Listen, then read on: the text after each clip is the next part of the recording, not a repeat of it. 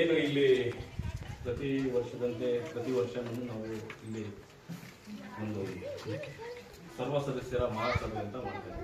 ಸರ್ವ ಸದಸ್ಯರ ಮಹಾಸಭೆ ಅಂತ ಏನು ಮಾಡಕ್ಕೆ ಹೊಡ್ತೀರಿ, ನಾವು ಈ ಡೈರೆಕ್ಟರ್ ಮೀಟಿಂಗ್ ಮಾಡುವಾಗ ಯಾರು ಸೇರಬೇಕು, ಯಾವ ರೀತಿ ಮಾಡಬೇಕು, ಯಾವ ರೀತಿ ಇದು ಮಾಡಬೇಕು ಅದನ್ನ ಚರ್ಚೆ ಮಾಡೋದಕ್ಕೆ ಕೂಡ 4 ಜನ 5 ಜನ ಬರೋದೇ ಇಲ್ಲ.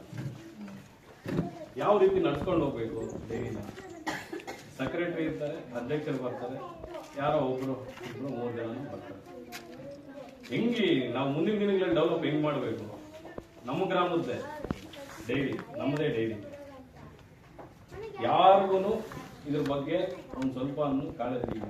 ಆಮೇಲೆ ಆದಿ ಬೀದಿಯಲ್ಲಿ ಹಂಗ್ ಮಾಡ್ತಾರೆ, ಹಿಂಗ್ ಮಾಡ್ತಾರೆ. ಸರ್ವೇ ಸಾಮಾನ್ಯವಾಗಿ ಕೇಳ್ತಾ ಇದ್ದೀವಿ, ಕರೆಕ್ಟಾ? ಎಲ್ಲ ನೀವೇ ಮಾತಾಡ್ಕೊಂತಾ ಇರೋದು. ನಮ್ಮೂರ್ ಡೈರಿನೇ, ಎಲ್ಲ ನಮ್ಮವರೇ ನಡೆಸ್ತಾ ಇರೋದು. ಸಂಘ ಇರೋದು ನಮ್ದೇ, ಅಧ್ಯಕ್ಷರಿರೋದು ನಾವೇ. ಪ್ರಶ್ನೆ ಮಾಡೋರು ಯಾರು ಇಲ್ಲ. ರೋಡಲ್ಲಿ ಪ್ರಶ್ನೆ ಮಾಡ್ಕೊಂತೀವಿ, ಅದು ಯಾರನ್ನ ಸಂಬಂಧ ಇಲ್ಲದೆ ಇರೋರನ್ನ ಪ್ರಶ್ನೆ ಮಾಡ್ಕೊಂತೀವಿ. ಏನ್ ಚೆನ್ನಾಗಿತ್ತು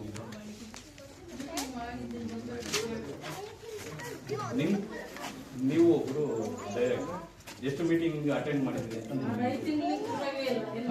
ಅಲ್ಲ 5 ತಿಂಗಳು ಬೇಡ, ಹೋದ ವರ್ಷದಿಂದ 1 ವರ್ಷ ಕಂಪ್ಲೀಟ್ ಆಗಿದೆ. ಎಷ್ಟು ಇದಕ್ಕೆ ಅಟೆಂಡ್ ಆಗಿದ್ದೀರಾ ಅಂತ ನಿಮ್ಗೂ ಗೊತ್ತೈತೆ. ಯಾವಾಗಲೂ ಬುಕ್ಕಲ್ಲಿ ಸೈನ್ ಹಾಕ್ಬಿಟ್ಟು ಹೋಗಿರ್ತೀರಿ. ಹಂಗಾಗದ್ ಬೇಡ.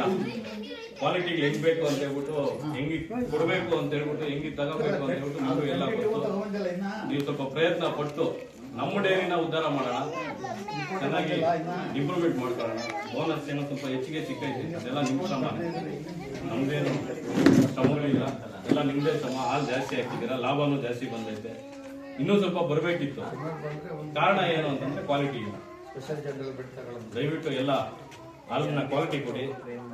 ಅದಕ್ಕಂತಾನೆ ಬೆಂಗಳೂರಲ್ಲಿ ಟ್ರೈನಿಂಗ್ ಇದು ಮಾಡ್ಕೊಂಡು ಊಟ ಕೊಡ್ತಾರೆ, ನಿಮ್ಗೆ ಎಲ್ಲ ಮಾಹಿತಿ ಕೊಟ್ಟಿರ್ತಾರೆ. ಇವರೆಲ್ಲರೂ ಸೆಕ್ರೆಟರಿನೂ ಹೇಳ್ತಾ ಇರ್ತಾರೆ.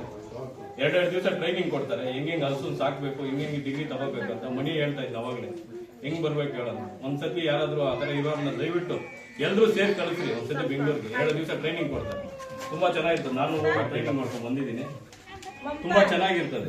ಅವ್ರಲ್ಲಿ ಎಲ್ಲಾ ತರದ ಒಂದು ಇದು ಸಿಗ್ತದೆ.